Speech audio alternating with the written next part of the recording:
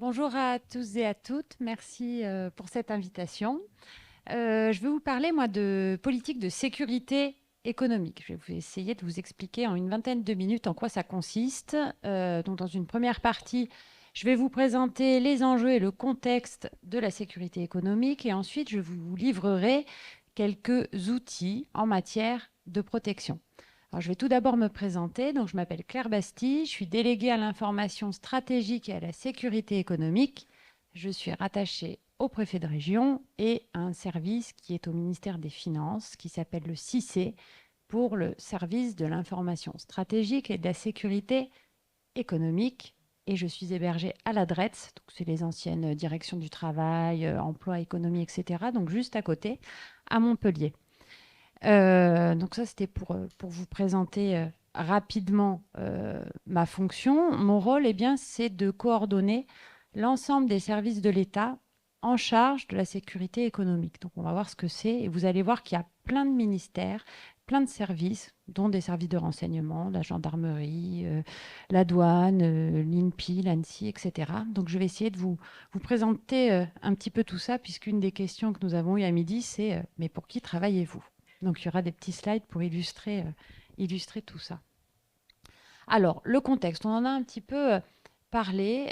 Cette politique de sécurité économique, déjà, elle a un fondement régalien.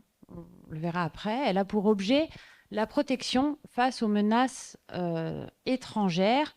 Donc ça, c'est le terme extrait des textes, des actifs matériels et immatériels stratégiques pour l'économie française. Dans les actifs stratégiques, on va retrouver trois types d'actifs. On va retrouver des entreprises à protéger en priorité. C'est des listes classifiées. On va retrouver des technos critiques qui sont référencés dans un référentiel qu'on appelle le RUSE, pour référentiel unifié de sécurité économique.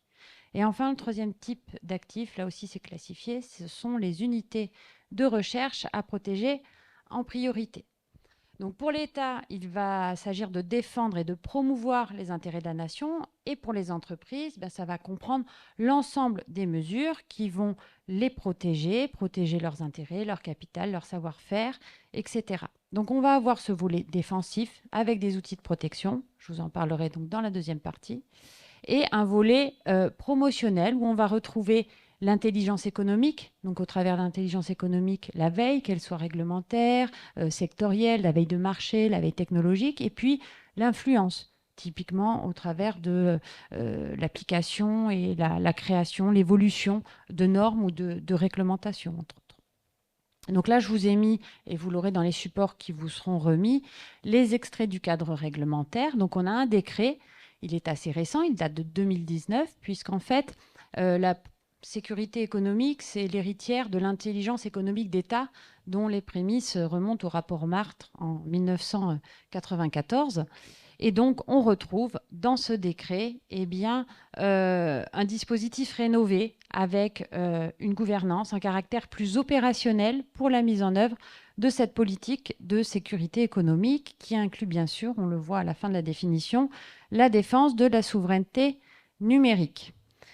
Dans ce texte, en matière de gouvernance, il y a un comité qui est instauré qui s'appelle le COLIS, le comité de liaison en matière de sécurité économique. Et comme vous pouvez le voir sur ce graphe, quand vous me demandiez pour qui je travaille, il y a plein de ministères. Donc, on va se placer un petit peu au milieu. Il y a ce fameux comité de liaison dans lequel vous allez retrouver le SGDSN, c'est le secrétariat général de la défense et de la sécurité nationale. Vous allez retrouver le ministère de l'Intérieur au travers du CNRLT, le Comité national de lutte contre le terrorisme, et puis le CICE, donc le service dont je dépends, le service de l'information stratégique et de la sécurité économique. Son rôle, c'est de coordonner l'ensemble des éléments en matière de sécurité économique qui viennent des autres ministères. Tous les petits rectangles que vous avez, c'est les acronymes des ministères type agriculture, ministère des Affaires étrangères, ministère de la Recherche, ministère des Armées, ministère de la Santé, etc. Et les 10, donc les délégués, on est une vingtaine sur le territoire national, on est le prolongement territorial de ce service à compétence nationale. Donc, je vous ai parlé du décret. On a également une circulaire du 17 juin 2019, qui confie le rôle de chef de file au préfet de région. Donc c'est lui qui a en charge la déclinaison de cette politique au niveau régional. On va retrouver également dans cette circulaire des actions à conduire au niveau local, comme des actions de sensibilisation à la fois des collectivités, des entreprises, des institutions. L'organisation et la remontée des menaces. On verra quel type de menaces auxquelles nous serons confrontés. Et puis, elle a été complétée par une lettre co-signée, c'est important de le souligner, par 3 ministères, ministère de la Recherche, ministère de l'Intérieur et ministère de l'Économie. C'est la lettre du 23 juillet 2021 qui demande à ce que soient désignés dans ces structures innovantes, que ce soit les SAT, donc les sociétés d'accélération de transfert de technologie, ou encore les pôles de compétitivité, les clusters, les incubateurs, des référents à la sécurité économique. Et vous verrez pourquoi. Donc, au niveau régional en Occitanie, on a une organisation au travers de comités restreints de sécurité économique où vous allez avoir autour de la table des personnes habilitées, que ce soit côté défense, côté ministère de l'Intérieur, gendarmerie, police judiciaire, Annecy, douane, et puis également des services déconcentrés de l'État, comme l'ADREAL ou la DRAF. Un réseau de référents sécurité économique dans les écosystèmes d'innovation. Je vous laisserai, et on pourra la joindre dans les supports de ce colloque, une petite plaquette qui explique le rôle des différents services de l'État en charge de la sécurité économique. Et puis également, il y a un petit mémo sur les outils pour anticiper, pour se protéger face à une menace. Et puis également un mémo pour que faire face à une attaque. Donc ça, c'est un petit slide juste pour vous expliquer comment nous sommes organisés. Donc le niveau régional qui se décline également au niveau départemental. Alors c'est soit au niveau des directeurs, directrices de cabinet ou encore des sous-préfets dans chaque département qui sont désignés pour assurer une fonction de référent à la sécurité économique et qui animent les services départementaux. Donc on a également un réseau avec les conseillers du commerce extérieur. Donc il y a 90 conseillers en Occitanie. Donc ce réseau, le réseau des références sécurité économique dans les écosystèmes d'innovation, dans les préfectures. Donc on a, je veux dire, un certain dynamisme dans notre région. Quelques chiffres pour vous illustrer cette notion de sécurité économique.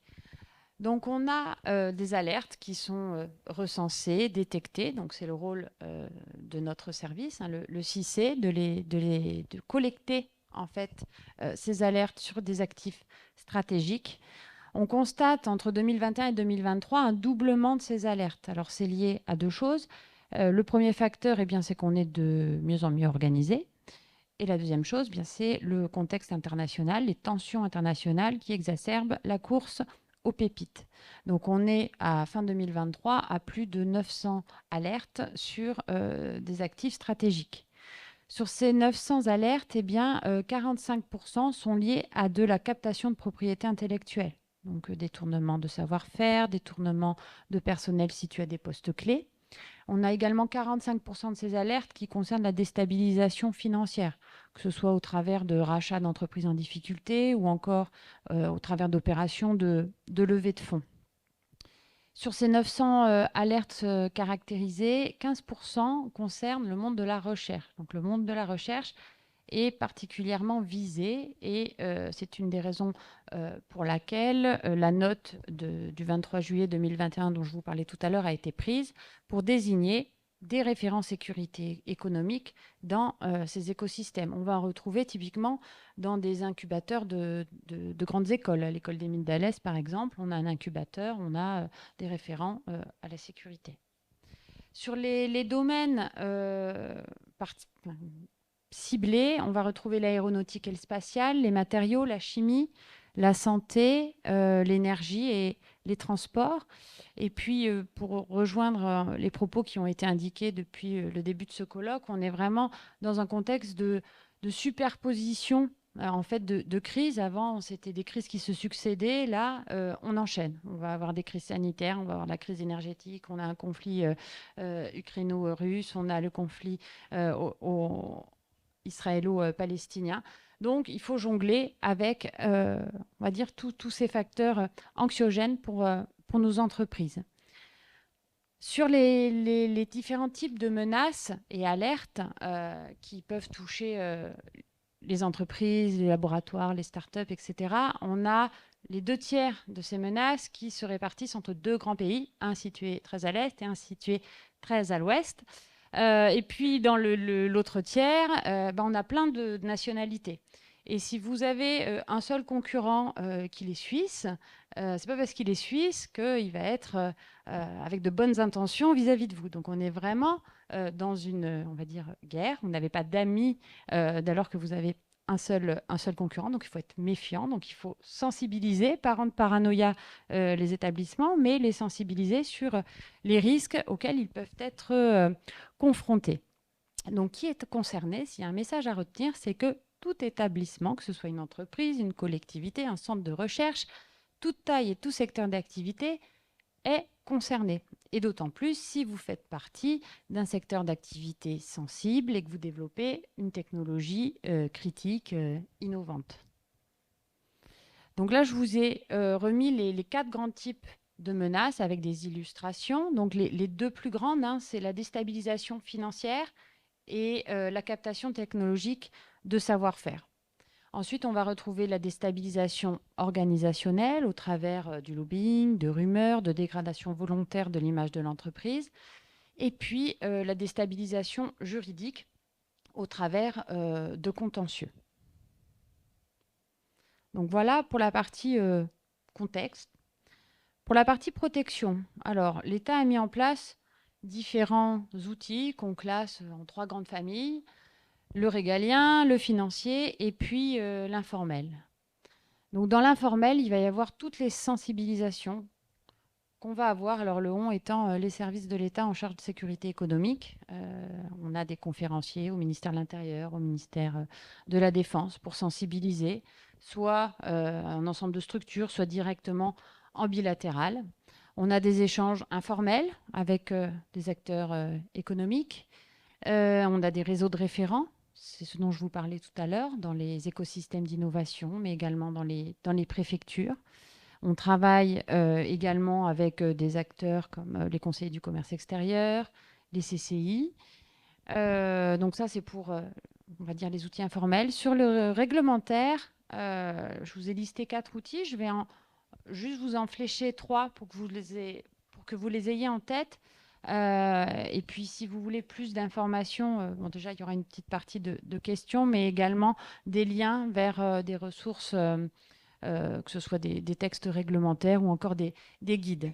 Tout d'abord, le contrôle des investissements étrangers en France. Donc, en fait, c'est une procédure de contrôle qui est mise en place par Bercy avec la Direction générale du Trésor, qui consiste à autoriser, refuser ou autoriser sous condition la prise de participation d'une entreprise étrangère dans les droits de vote d'une société française. Alors une société française qui aurait des technocritiques, bien sûr. Donc le seuil, il est de 10% quand vous êtes une entreprise cotée et de 25% si vous n'êtes pas coté. Donc ça, c'est une des priorités d'ailleurs de Bruno Le Maire. Il en a parlé dans la presse, le contrôle des IEF, investissements étrangers en France, qui vise à s'assurer bien, que l'entreprise qui a été rachetée ne va pas se faire délocaliser quelques années après dans le pays de l'investisseur étranger. Un autre outil, c'est la loi de blocage. Alors, c'est une loi qui peut paraître assez vieille, puisqu'elle date du 26 juillet 1968, mais dont le dispositif a été rénové par un arrêté et un guide en mars 2022, qui a instauré un guichet unique, donc au sein du CICE, du service dont je dépends à Paris. Guichet unique que vous pouvez saisir dès lors qu'une autorité vous demande la communication d'informations, une autorité étrangère vous demande des informations qui peuvent être sensibles. Parfois, le fait de répondre, parce qu'on pense avoir la bonne réponse et se débarrasser du questionnement de l'autorité, on pense que la procédure va s'arrêter et au contraire, ça va enclencher le démarrage de la procédure avec l'autorité étrangère et on va avoir beaucoup de mal ensuite à rattraper le coup. Donc dès lors qu'on se pose la question et dès lors qu'on nous sollicite, que ce soit au travers d'un audit ou encore voilà, d'une juridiction étrangère, d'un cabinet d'avocats, etc., avant de communiquer, il faut se poser la question et saisir le guichet unique pour savoir comment est-ce qu'on peut être protégé. Il y a des canaux d'entraide entre pays. Et enfin, le dernier outil dont je voulais vous parler, c'est la protection du potentiel scientifique et technique de la nation, la PPST. Donc, au travers de ce dispositif, eh bien, on peut mettre en place des zones dans lesquelles l'accès est contrôlé. C'est-à-dire que le ministère de tutelle donne un avis sur l'accès ou non à telle ou telle zone qui ont été identifiées par le chef d'établissement. Et donc, ça protège, l'État a un devoir de protection de ces zones et un devoir de réponse, ce qui n'est pas le cas dans l'informel. Un petit lien que vous retrouverez à la fois dans le dépliant et sur les slides, c'est le lien vers ce guide. Quand on part de zéro, j'ai envie de dire, en sécurité économique, il est facile à feuilleter. Il y a un accès fiche par fiche. Donc, c'est les 28 fiches pratiques de la sécurité économique au quotidien. Pourquoi je parle de cet accès fiche par fiche? Parce que ça vous permet, plutôt que de donner un livre que plusieurs personnes ne liront pas, de diffuser en fonction de vos cibles la sensibilisation et les messages que vous voulez faire parvenir. Je m'explique. Vous avez toute une partie, par exemple, pour les précautions à prendre quand vous vous rendez dans un salon, quand vous partez à l'étranger, quand vous accueillez une délégation étrangère. Eh bien, au lieu de donner le petit bouquin ou le petit lien, vous envoyez la fiche. C'est un A4 recto verso, ça se lit en 2 secondes et ça permet de rappeler les bonnes pratiques en matière de sécurité économique. Je ne mets pas mon Wi-Fi dans le train, je coupe mon Bluetooth, j'évite de flasher des QR codes sans m'assurer de la véracité de la personne qui me l'a remis. Tout un tas de bonnes pratiques que l'on peut oublier, même si on a eu des sensibilisations. Vous avez également des bonnes pratiques sur la conduite des affaires, sur la sécurisation de vos flux, etc. Donc, je fais la pub de ce guide parce que, voilà, on va dire, c'est accessible même voilà, même quand on part de zéro sur ce sujet. Et puis après, on a des liens vers des documents un peu plus techniques. J'en profite également pour flécher ces référentiels qui sont disponibles sur le site du CICE. Il y a une partie documentation. C'est ouvert à tous. On va retrouver notamment les bons principes à l'usage des scientifiques et des experts. Donc là, je sais qu'il y avait des professeurs d'histoire-géographie, mais ça vaut aussi pour les professeurs de maths, de physique, de biologie. Hein. Sur les scientifiques où effectivement on va dire la course à l'article et à la publication fait que parfois on oublie des principes de base pour protéger son patrimoine informationnel. Donc là encore, quelques liens vers des guides. J'ai volontairement choisi de m'arrêter là. Hein. Après, on a des questions. Et puis, j'ai des petits slides avec des liens où voilà, chacun pourra y trouver ce qu'il cherche en termes de détails sur les textes et également sur un outil qui a été rénové ça fait maintenant à peine un mois, qui s'appelle le Diaxeco. C'est un outil qui est gratuit, qui est en ligne et qui vous permet en une vingtaine de minutes en répondant à peu près 90 questions, d'avoir un diagnostic de vulnérabilité en matière de sécurité économique. On va retrouver les différents champs, que ce soit les capitaux, la sécurité des biens, du bâtiment, la réputation, l'image, les procédures de conformité, etc. Moi, j'en aurais une à propos du secteur de la BITD précisément. Donc, vous intervenez conjointement, enfin, vous connaissez avec les intervenants de la DGA parce que vous intervenez ensemble sur certains sujets. Oui, alors en fait, la DGA fait partie prenante des fameux comités que l'on peut avoir en interne État, qui sont également présents avec les réseaux des correspondants que l'on anime.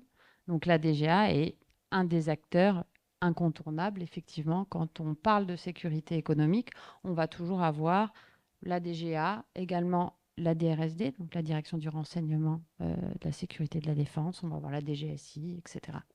Donc forcément, on a ce retour d'information et la DGA est associée également au contrôle des investissements étrangers en France, hein, puisque quand un investisseur souhaite investir, Bercy consulte les différents ministères de tutelle et la DGA en fait partie.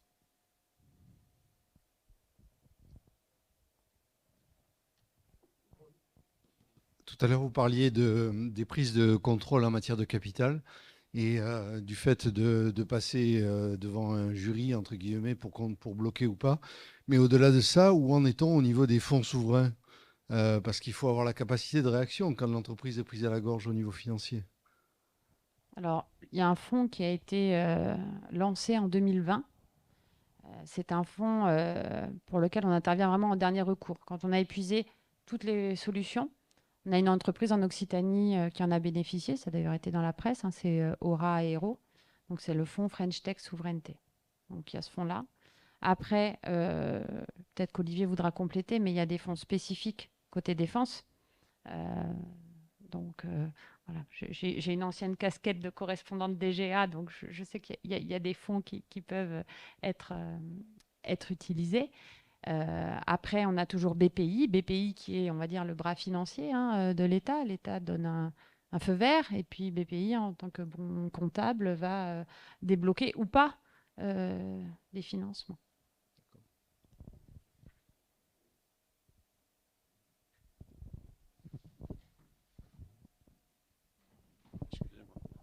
Oui. Euh, Malgré toutes ces précautions, comment expliquez-vous Alstom, General Electric, puis Alstom, ça aurait jamais dû se produire, car on les connaît, General Electric, j'ai été General Electric. Et j'ai été, enfin, j'ai un peu trempé dans, disons, sous couvert d'acheteurs, j'allais voir et visiter leurs ateliers. Donc je les connais. Comment ça se fait qu'on soit fait piéger? Parce que nos turbines, on était quand même précurseurs. Et puis ils nous les ont vendues. Cher. L'histoire nous montre, et c'est bien pour ça qu'il y a des outils qui se développent. Hein. Pardon. L'histoire nous montre effectivement les, je ne vais pas dire les erreurs, mais les expériences auxquelles nous avons été confrontés. Sur la loi de blocage, les milliards que les sociétés françaises ont donnés à la justice américaine, c'est voilà. Et donc derrière, ben il y a des outils qui se développent, qui sont perfectibles, et, et ce n'est pas été efficace à ce moment. On progresse toujours par les erreurs. Est-ce qu'en Occitanie, il y a des sujets récurrents, des problématiques récurrentes qui seraient liées à la BITD telle qu'on la connaît, ou même aux universités, à la présence d'échanges universitaires? Ça part un peu dans tous les sens ce que je me demande, mais voilà, est-ce qu'il y a c'est un territoire spécifique qui présente des particularités? Alors, la région Occitanie, c'est la troisième région derrière Île-de-France et Auvergne-Rhône-Alpes, pardon, en termes du nombre d'alertes sur des actifs stratégiques. Donc, et c'est pas que dans l'aéro et que dans le spatial. Voilà. Donc, les secteurs phares, OK, on a le spatial, mais on a la santé, les nouvelles formes d'énergie, que ce soit également les anciennes, hein, le nucléaire, etc., hein. Les nouvelles formes d'énergie avec l'hydrogène et les énergies renouvelables, puisque ça a été introduit dans le RUSE il y a 2 ans, dans le référentiel unifié de sécurité économique. On a eu les technos énergies renouvelables. Après, sur le sujet des étudiants, ben, on est dans les cas typiques d'ingérence. On a de l'ingérence de plusieurs types de nationalités et ça commence dès la fac. Et parfois, ça ne se révèle pas pendant les 3-4 années d'études, mais 10 ans après, une fois qu'il y a eu des relations d'amitié, de confiance qui se sont instaurées, que la personne a été embauchée dans un écosystème d'innovation. Il y a des cas très concrets en Occitanie et à Montpellier. Ce n'est pas qu'à Toulouse dans le spatial. Enfin voilà, c'est à peu près 70 alertes sur 2023. Une alerte est forcément suivie d'une réaction systématique, d'enquête, etc. Enfin, et puis comment on pourrait dire ça, visant des personnes remédiation. En fait, spécifiques. Oui. notre rôle, le rôle des délégués, c'est de collecter ces enquêtes, de savoir qu'elle est traitée et qu'il y a eu un retour de fait. Voilà. Je n'ai pas le besoin d'en connaître et de savoir ce qui a été fait derrière. Voilà.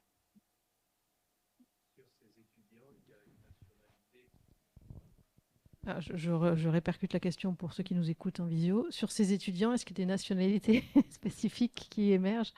Oui, et puis ça corrèle avec, on va dire, l'origine de la menace géographique après. Donc oui, effectivement.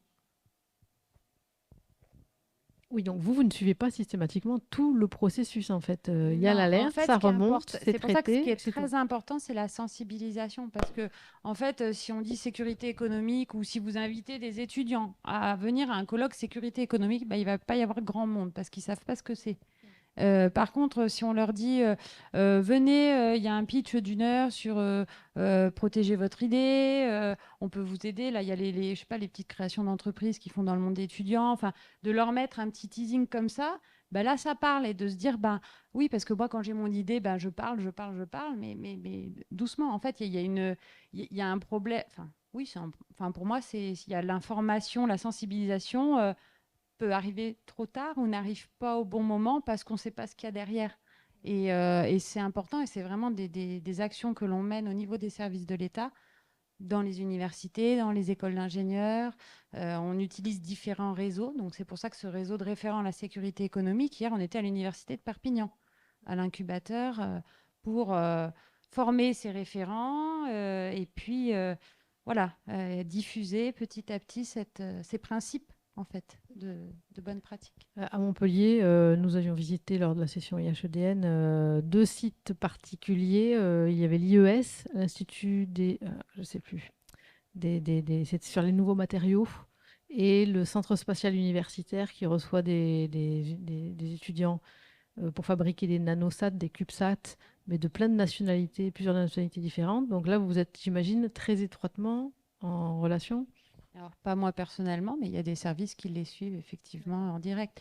L'idée, en fait, du métier de délégué, c'est vraiment de s'assurer qu'il n'y ait pas non plus aussi des redondants. C'est pas que on ait un défilé de chaque service sécuritaire, soit auprès des entreprises, soit des labos, etc. Donc, il faut coordonner les actions en fonction des champs de compétences. Quand on est sur une boîte ou un labo qui travaille plus avec le ministère des Armées, ben, ce sera plutôt un service sécuritaire côté armée qui sera présent.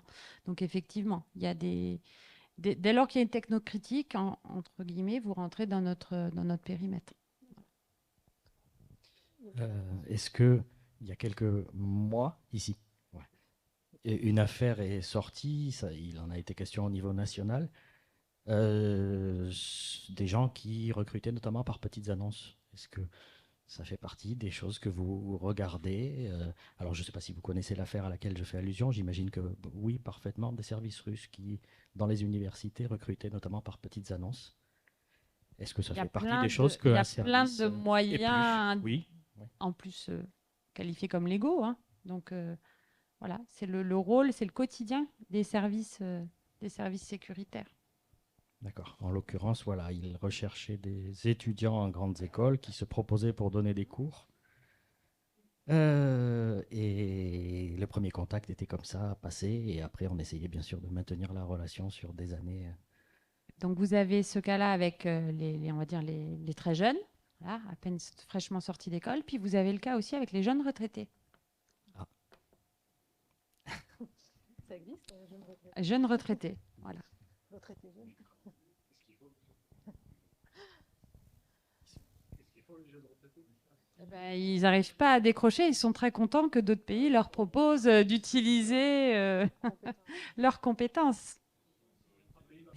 Est-ce qu'il y a encore quelques questions sur ce domaine d'activité? Oui. La dernière, mais je sais qu'elle sera sans réponse. Euh, mais- c'est pas grave. Monsieur devant tout à l'heure a parlé d'Alstom, de General Electric. Il y a aussi quelque chose dont on parle beaucoup en ce moment et qui n'est pas directement lié à l'industrie militaire, mais à toute son utilité, me semble-t-il, c'est Atos. Alors, je n'attends évidemment pas de réponse là-dessus, mais il y a un vrai risque, clairement, quand on cherche à obtenir la souveraineté dans tous les domaines, y compris militaires, de peut-être voir partir ce petit bijou industriel et technologique, Atos. Donc, comme je l'avais bien dit, je n'attends pas de réponse là-dessus. Mais merci d'avoir posé la question. Merci à vous pour cet éclairage.